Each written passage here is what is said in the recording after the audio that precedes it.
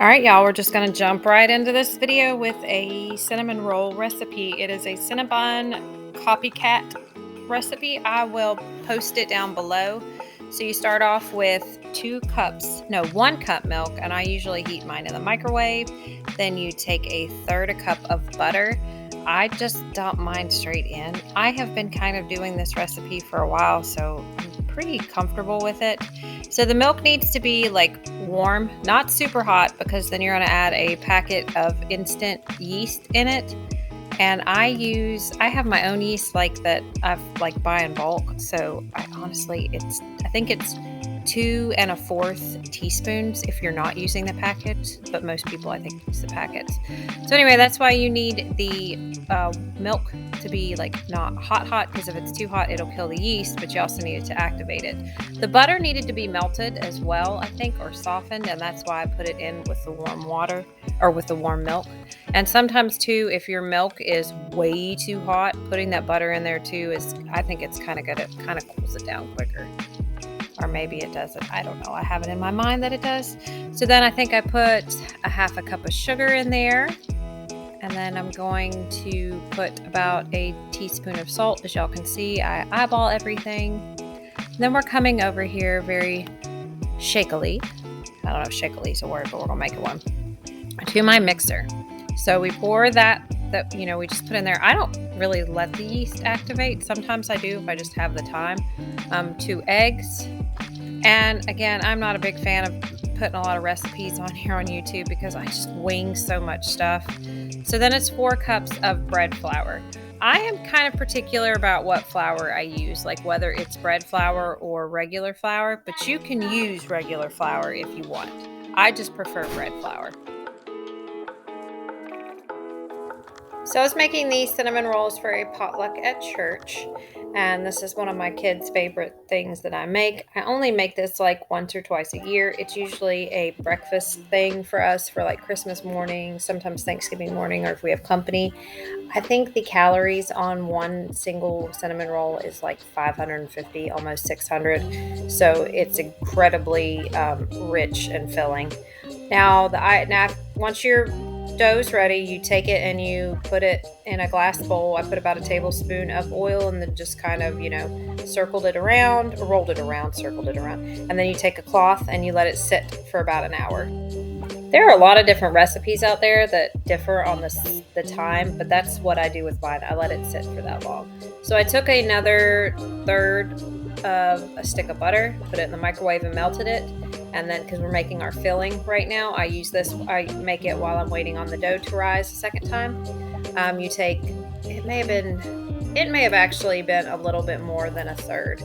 But anyway, so you do that. You take your brown sugar, a cup of packed brown sugar. I have a lot more than that right here, y'all, but I had too much left over to throw it away, but it wasn't enough to just put it back in there. Okay, so then you take 3 tablespoons of cinnamon. I've actually thought about doing pumpkin pie spice, but I've just never got around to it. But I do 1 tablespoon, mix it up. Then I do another tablespoon, mix it up. Then I do a 3rd tablespoon and mix it up, just so you don't have big clumps of cinnamon. So you're not going to see me make icing on here for several reasons. One, because a lot of people just like a different type of icing. And mainly because I forgot to film it because I made it the next day. So I use a cream cheese icing, and I put almond extract instead of vanilla in it, and I think that's what makes mine different. But I know a lot of people do like orange cream, and then just with the good old-fashioned vanilla. But like I said, I like a cream cheese icing with almond extract in it.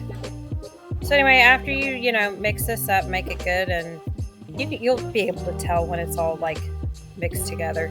You take your dough when it's been about an hour, flour your surface and all that jazz, and then you roll it out into like a giant rectangle. I don't know the measurements. This is probably something I should have looked up, but I just don't. I wing everything. So I just flatten it out until, it fills up this cutting board that I have here. You need to make sure it is sort of even, as much as you can, because you are going to have to roll it up and then you got to cut it. So you do want your rolls to be even.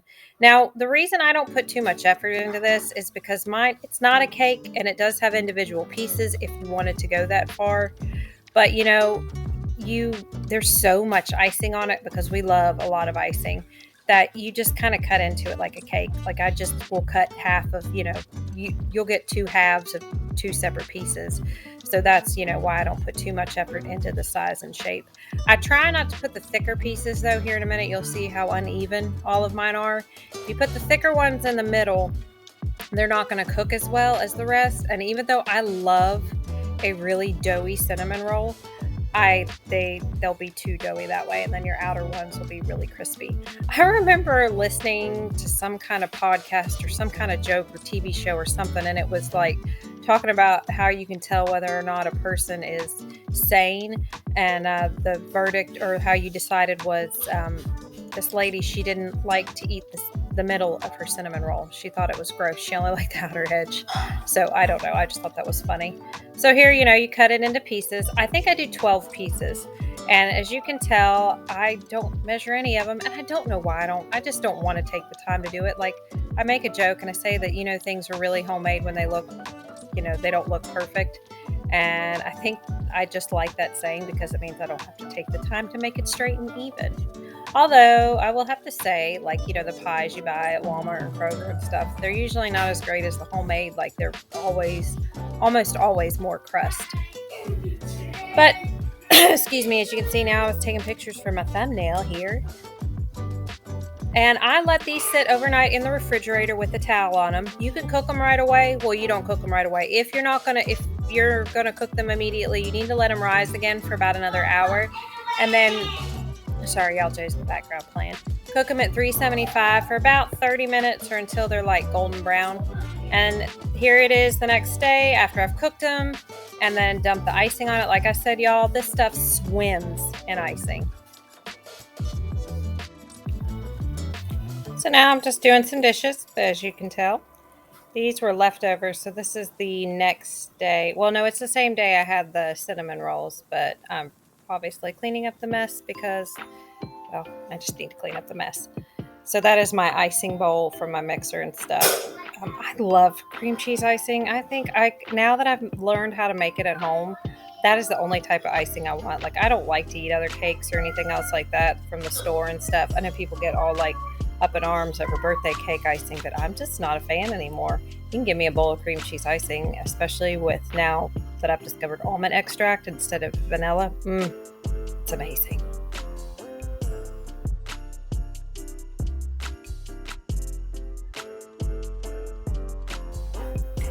So for Thanksgiving this year, we are going to go to my sister's house, which she lives about an hour away, and she is going to be doing a large majority of the cooking, but I am going to be making peppermint bark. Let's see, Michael, my son, is making deviled eggs. Then I'm bringing cranberry salad, which my sister wanted homemade, and she was going to make it herself, but then I said, you know what? I'm not a fan of cranberry salad one way or the other, but Kroger has some, and I tried it the other day, and it's called Cranberry Celebration. Oh my gosh, you guys, it is amazing. It's got like pecans or walnuts or something like that in it. So I bought 2 big containers of it, and I am excited to try that. And I'm thinking, what else? I'm making bread as well too. So, I mean, I know that is quite a bit of stuff, but she loves to cook. Now, my sister likes to cook all this like bougie stuff, but I like good old Southern cooking, I think. I'm just shining my sink up with easy bleach if I didn't say that or not. It's been getting a little bit dirtier recently, like stuff's been sitting in it a little bit longer, and I'm not proud of it, but when it does get like that, I like to clean with bleach. I don't use bleach regularly, but I will if an area like this in particular I know has been a little bit grodier than it should be. And then I was just drying it down. And then here we are in my bedroom. I have not spilled my coffee in my bed recently because I really haven't been drinking it that much in here. So I figured it was time to wash my sheets if I wasn't going to make a mess and, remind myself on my own, if that makes any sense. But after you see me put my bed back together, I'm going to be showing you guys 2 hauls. There's a Kroger haul and a Sam's haul. but I don't do an outro or anything after that. So I want to make sure that I tell you guys now how much I just love and appreciate all of y'all. It just is, I'm so blessed that you guys take time out of your day to watch what I'm doing in mine. So I hope you guys enjoyed this video. Like I said, it's not over though. We'll have a bit of a haul.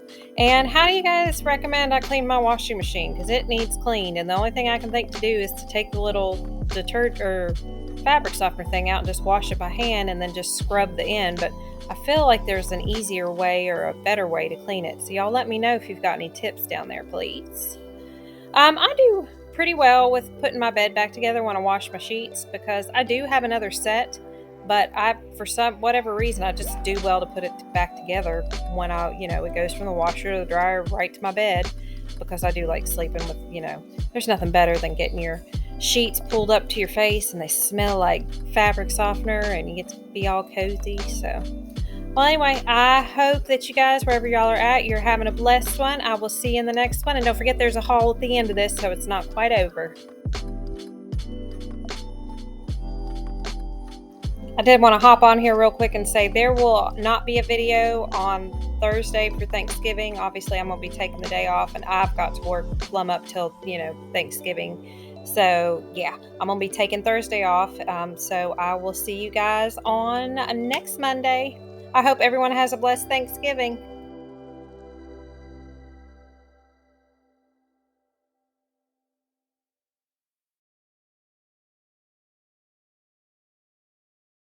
All right, y'all, this is my weekly Kroger haul. My goal was to spend about $100, and I spent $103.45. I saved $36.21 in coupons and discounts. So I'll try to give a little bit of a overhaul. Hello. Joe wants to say hi. And I have some cough. Joe has a little bit of a cough, y'all. Okay. So these were 89 cents a piece after my discount. The bananas, I don't know how much they were. I think they were 49 cents a pound. The cheese was on sale, so I got 5 of them. Let's see, after discount and the coupon, they were $1.34. I got a couple of these. So these, obviously this is not something I'm going to use for the week. And normally I've been shopping for just the week. But as the holiday season comes up, I do a lot of baking, and hate's an extreme word. I'm extremely inconvenienced when I have to go out to the store because I don't have something. So I do like to stock up on some things. So that's what's going on here. So I make a lot of fudge, and I'm going to make some peppermint bark. So these were on sale. Joe got coloring books. He's excited to tell you all about that. So the chocolate was $1.61 after coupons and after my discount. I got the white chocolate chips. Okay, honey. So when you make peppermint bark, you have to have, it has to be pure cocoa butter. It can't be semi-sweet or anything. So I had to get the Private Selection brand, but I got a discount and they were on sale. So I think they came to $2.96. So I got, 5 of these because that's what the deal was. And then the white, and I will make fudge. Is pretty much what I'm going to do. I'll make fudge and peppermint bark. The butter was on sale for $2.99 if you bought 5 of them, or I think you could use it up to 5. I'm not quite sure.